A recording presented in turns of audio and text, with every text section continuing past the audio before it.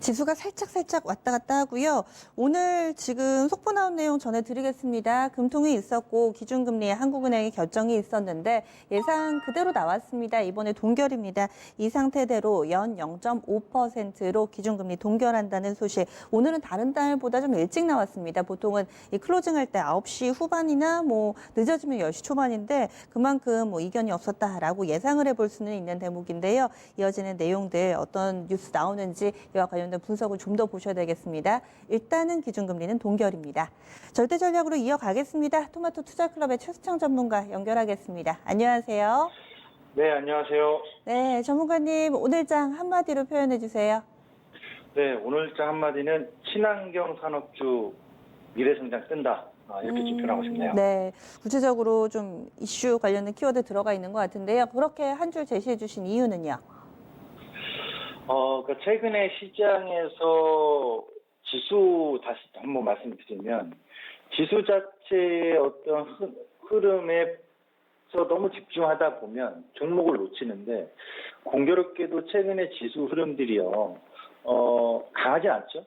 근데 이렇게 보면은 지금 270 단기 조정이 있을 때가 270포인트였고 지금 넘어가는 게 290이거든요.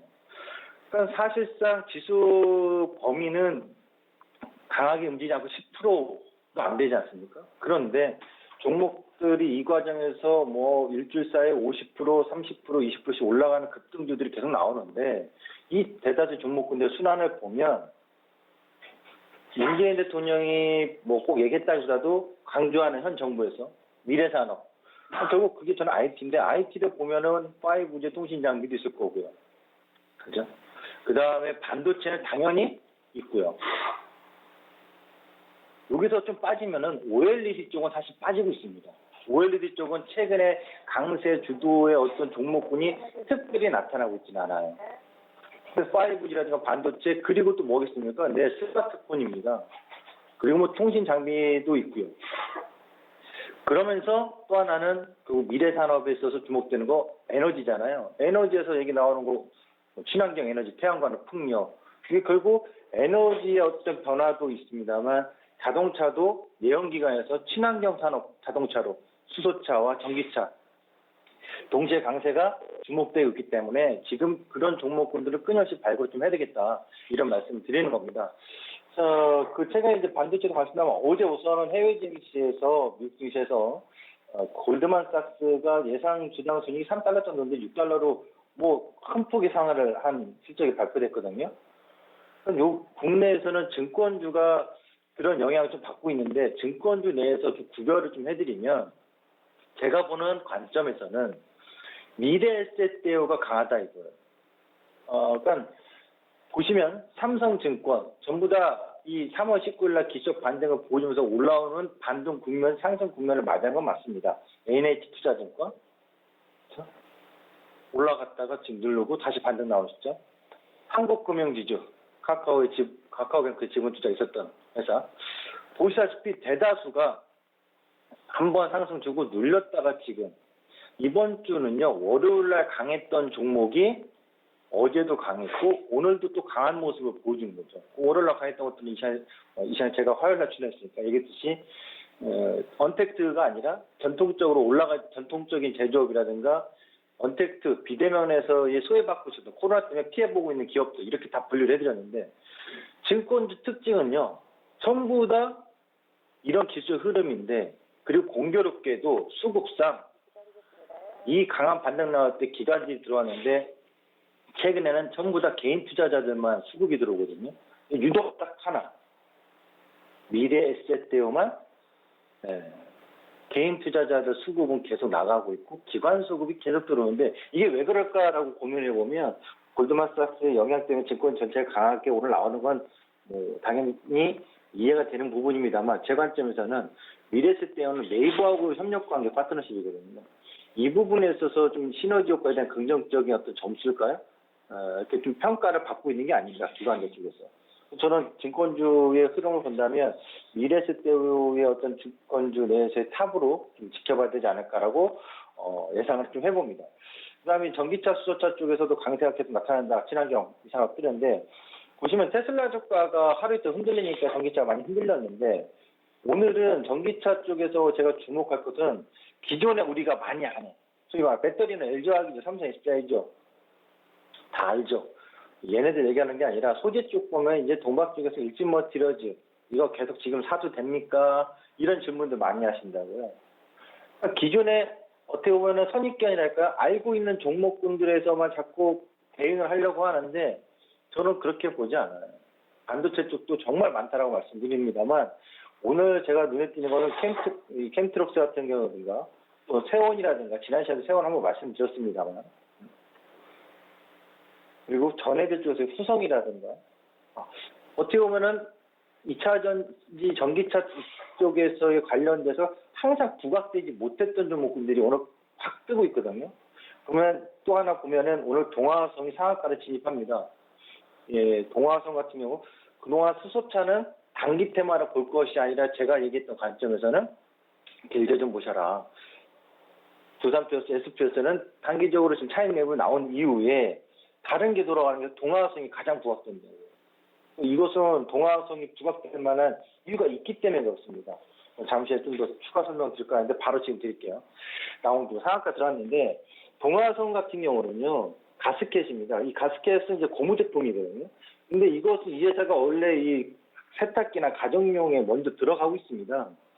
동아성이. 근데 왜 전기차, 수소차, 특히 수소차를 분류된 이유는 이 회사가 합작회사를 설립했는데 그 회사가 동아피오셀이 또 있어요. 그래서 수소 연료 전지 쪽에 핵심 기술을 갖고 있기 때문에 수소로도 묶이는 거고 또 전기차로는 왜 묶이냐면 바로 가스켓이거든요. 그래서 이 회사 같은 경우는 그 일본의 고무 제품 가스켓이 전기차, 수소차 다 쓰이고 기존에도 내연기관이 들어갑니다. 이 부분에 있어서 이제 시장에서 주목하기 시작한 거죠. 양다리 걸쳐놨구나. 한쪽만 성장하는 게 아니라 얘는 양극재는 전기차 쪽이겠죠. 계속. 근데 이 회사는 전기차가 잘 나가든 수소차가 잘 나가든 양다리 걸쳐놓고 성장에 대한 기대감이 있는 거예요. 그렇다고 지금 당장 동아성이 친환경차 쪽에서 매출 성장이 압도적으로 자체 그 매출 기준이 높다 할 수는 없습니다. 아직 한 달의 숫자로 알고 있거든요. 전체 매출 기준에. 하지만 그러한 기술력을 바탕으로 향후에 미래 성장이 뜰 때 이 회사의 핵심 성장을 뜨겠다.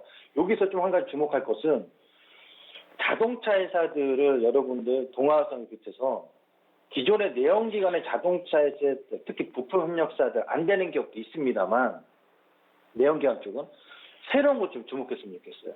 무슨 얘기냐? 덕양산업 같은 경우가 최근에 기활법을 통해 가지고 새로운 전기차 사업, 배터리 사업 한다고 했습니다.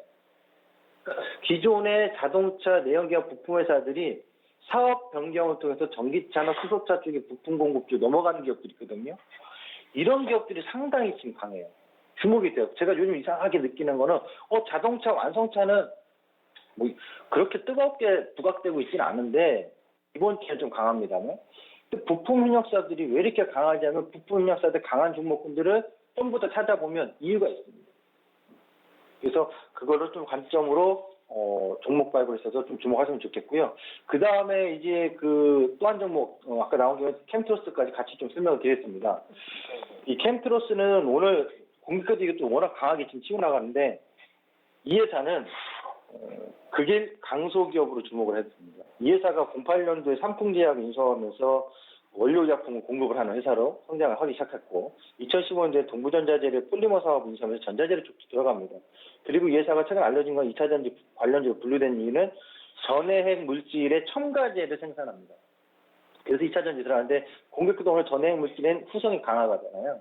그리고 캠트록스가 있는데 캠트록스가 또 하나 주목된 건 한일 관계에서 아까 있어서 불소에서의 국산화 관련인데 불소 수지라고 할 수 있는 과불화 순산 이오노모 이것이 수소 전기차 배터리 핵심 소재를 들어가는데 전부 일본에서 수입을 한다고 합니다. 이 부분에 있어서 양산 가능성 기술 개발 한 단계 더 올라가고 있다. 이게 주목되는 거예요. 이런 점에 있어서 캠트록스도 한일 관계에 있어서 국산화 관련된 종목으로 부각이 되면서 동시에 전기차나 친환경차 소재 쪽으로 계속 주목이 되지 않겠느냐. 그런 점에서 오늘 매우 의미 있는 강세를 보여주고 있다. 이렇게 좀 봐야 될 것 같고요. 그다음 끝으로는 5G는 대통령 기존에서 이유가 그나마 엄청나게 강했는데 에이스테크가 최근에 6월 17일 이후부터 쭉 치고 나가는 대장 역할을 하면서 이번 달에 오일솔선, 어제였죠. 오일솔선 KMW로 다 같이 끌고 올라갔거든요. 그래서 전업종 상승으로 좀 매기세가 한 바퀴 쑥 돌고 있는 흐름이 지금 어제 나타나고 있다. 이렇게 좀 봐야 되겠습니다. 그런데 제가 강조하고 싶은 건 대장은 에이스테크입니다. 그리고 시세가 단기간 안에 한 달도 안 돼서 100% 정도 상승났기 때문에 잠시 시세 차익에 대한 욕구가 심해지면서 쉬어가는 구간은 있을지언정 추세 상승의 흐름은 더 지속될 수 있다. 신고가는 계속 지켜볼 수 있다. 이렇게 좀 말씀을 드리고 싶습니다. 오늘도 시장입니다. 네, 새로운 종목을 이렇게 또 얘기를 해주셨는데 지난주에 주셨던 종목이 한 주 동안 흐름이 상당히 좋아서 간략하게만 좀 여쭤볼게요. DR잼이었습니다. 지난 목요일에 제시를 해주셨을 때만 하더라도 2만 원대 안 됐었거든요. 그런데 엊그저께 2만 5천 원 넘어섰습니다. 물론 이후에는 살짝 좀 주춤주춤 되고 있기는 하지만 여전히 큰 수익 안겨준 종목인데요. 현재 시점에서는 좀 어떻게 대응해야 된다고 보시나요?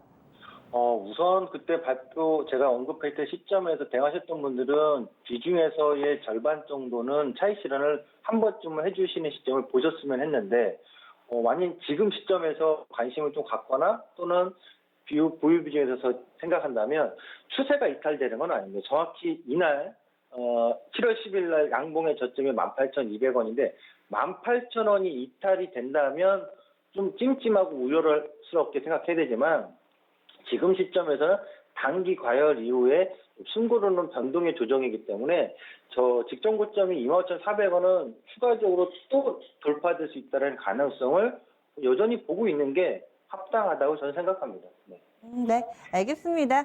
오늘 말씀도 기억할게요. 고맙습니다. 네 감사합니다.